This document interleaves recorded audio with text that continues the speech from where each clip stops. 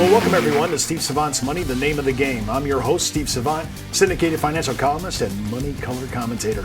On today's show, Senior Financial Abuse, part 2 of our series on estate planning with estate planning attorney Elizabeth Westby. Welcome to the second segment, Elizabeth. Thank you so much, Steve. Elizabeth, I can't think of any other subject I talk about all year long and makes me angry than financial abuse by people who are perpetrating it against seniors. It seems unconscionable that person would do this, but you see this all the time. Absolutely. Unfortunately, the reason why you're seeing it is because it's a multi-billion-dollar industry. Literally, and if I can just read this to you real quick, that a study was done in 2011 by MetLife Mature Market Institute, and they estimated that the annual, just every year, financial loss from senior financial abuse was up to $2.9 billion. And that's only for the cases that made it to the media. So you can imagine, Steve, that the everyday mom and pop, the smaller amounts, they aren't making it to the media, but how much more on top of the $2.9 billion I mean, are seniors just susceptible because they become frail in thinking? They're not as sharp as they used to be? What's the issue? There's a few things. So, of course, seniors, we do become more trusting as we age. Because our worlds become smaller, right? So we're really just interacting with a few people, and we have serious routines that we stick to, and that's natural. But we also have accumulated wealth by that stage, hopefully by that stage in the game, and that's what makes it such a difficult combination and so important to protect our loved ones. Now, when I look at this, I thought there were scams by outside people. Here are perpetrators. You know, right now, tax season's kind of bad news right now. People are hitting all the phones saying you owe this, that, and the other. The IRS is never going to call you like that. They're not going to send you an email. But family and friends seem to be the big ones here. How can that be? Unfortunately, you can't spot the perpetrator. And the perpetrator comes with a smile on their face. And the perpetrator may be your child. And it may be somebody who wears a suit, who does know a lot about the industry that they're trying to sell you on. My rule of thumb is if somebody is approaching you, then you need to take that and go check it with 3 professionals before you do anything. Because at the end of the day, when you're about to move money around, it's either going to be a trusted advisor you've been working with for ages who knows your portfolio and upon a regular review brings something to your attention to think on, or it's you approaching them, right? I need life insurance. I need this annuity. But when we get to be that age, we don't really want to move money around a lot, right, Steve? I mean, this is your area at that point. Well, I have no problem with life insurance if it's suitable. I have no problem with annuities to it, but it's got to be suitable, and you have to do due diligence, and you need to tell the beneficiaries exactly what's going on. Exactly. I'm surprised at this identity theft and credit card. I mean, the last one I got involved with, I had to call the dear lady up and say your daughter's hitting your account like you cannot believe because you gave her power of attorney. Well, I see a lot of power of attorney abuse. And again, we create our power of attorneys or our estate plans thinking this is somebody in my family. I can trust them automatically.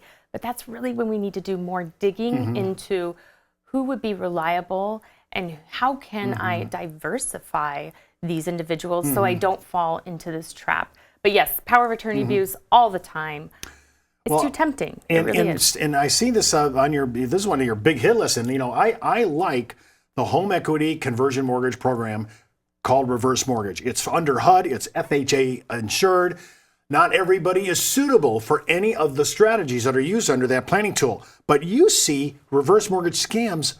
And boy, tell me about that, because that's really interesting, I'm sure, to my audience. Well, you know, without giving too much information, I did want to say that the hot topic on this is what I'm finding is that reverse mortgages are being sold to somebody who's too young to benefit from it, right? So the younger we are, it's kind of like when you take out your Social Security too young, you're missing the bucket, the large benefit on the back end there. So watch out if you're a little too young, if you're in your early ages and someone's trying to sell you something, you're really taking more equity out of the home. You don't have that at the end. And honestly, that's the retirement goal, right? Is to have the equity in the home. So be careful before signing up for reverse mortgage, but they can be great if they're used property, which you know. And keep in mind, all these programs by whether it's Social Security, early 62, HECM laws, 62, Medicare, 65. Just keep in mind, these are the demarcation ages that we use to kind of test that. Now, I see, and I mean a ton on the web,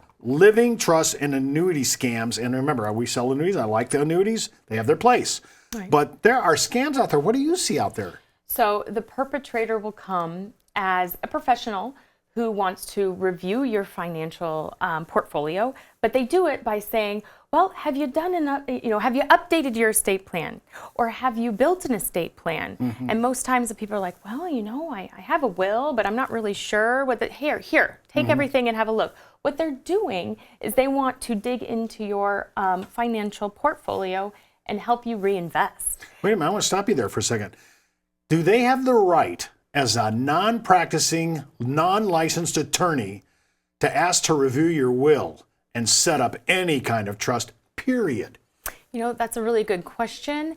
And I think that they do at one point, because part of financial planning is reviewing the entire financial plan. And they should have an understanding if the individual has spoken for their assets, has planned for those things. But to take control, and there's a fine line there between what do you have, making sure you're checking off the boxes, and let me build this trust for you. I have no problem reviewing all the client's financials, but Steve, the savant, is not writing a will. No. I'm not writing a trust. No. I'm not doing anything on deed entitlements, beneficiary entitlements. Those things should be left to tax attorneys and estate attorneys. You should not be, if you're watching this show, and I know I got a lot of advisors that watch the show, if you're watching this show, you need to get out of this scene. This is not our scene, it's not our area, and I think you are exposing your practice to major league litigation and liability by playing in a realm that we shouldn't be in. Not doing it. I'll get off my soapbox now. Great. What about this deed theft? I mean, I thought a deed, how can you steal a deed? It's in the county, I go to my county assessor. Everything's there. How do people do this? Well, it's kind of silly. You think, well, I would never do that, but it's literally a knock on the door or a fake letter that says, oh, your deed is in, or your home is in risk of foreclosure. Here, let me help you. Deed it over to me. I'll give you money, and then you don't have to worry about it, and I'll make sure that you can stay in your home and that I have the deed to your property. The problem is, of course, then a quitclaim deed is done, and you no longer own your home, and you can be you can actually lose the home entirely, be kicked out of the home, and of course you've lost all the money. If you're paying on time, this should not even be an issue, No, right? but a lot of folks that by the time they get, and remember, we're talking about elderly people here. We're not talking about people in their 60s, 70s. We're talking about elderly people. Most times the home is paid off. So you're not writing a check every month.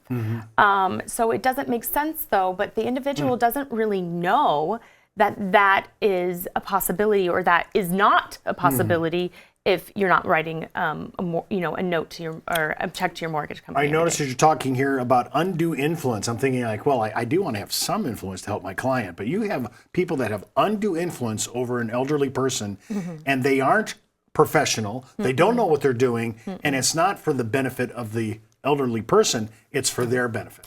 Right. So this is the most common, I would say, and this is where we go to litigation a lot.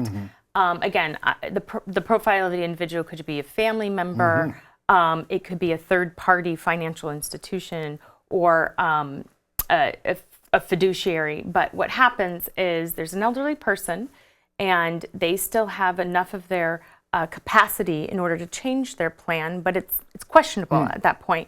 And they are able to get this individual to change their plan and name them as trustee, or give them some sort of power that allows them all access to all their funds and all their property. And what that happens at that point is the individual is left without any control. Their family has no idea what's going on. And then most people don't find out about this until the person has passed away. So that's when you're going into probate litigation. And even if you had a great estate plan, you have to attack the estate plan because of the undue influence. I'm so sorry that happens, because to me that's so hard to stop. Yes. You want to be helpful, but is it undue influence? Healthcare scams. I'm interested in this one. You say healthcare scams. Like, hey, I just want to pay my bill. If I have a hospital problem, what is the scam? Well, on the level that I see, and I know that there's a lot more out there, but on the level that I see, again, it's really more or less somebody using their healthcare power of attorney to take care of an individual who is elderly. So this could be a trustee or healthcare power of attorney, but For example, if I'm in charge of your estate as your trustee, as your successor trustee, and there are markers in the trust, which there should be, for when you become incapacitated. But let's say you just go to a regular doctor's visit and I decide that, well, that's the marker for being incapacitated. Now I get all of the power, and it's really using that based on a healthcare issue as opposed to. Wow. So the new one is healthcare directives could be a problem in the hands of the wrong person. Unbelievable. Listen, don't forget to watch our next episode, Choosing Your Advocate Wisely, part 3 of our series on estate planning. And keep in mind, before you move forward with any of the ideas on our show, especially after this episode, check with your tax consultant, your legal counsel, and your financial advisor. You've been watching Steve Savant's Money, the name of the game.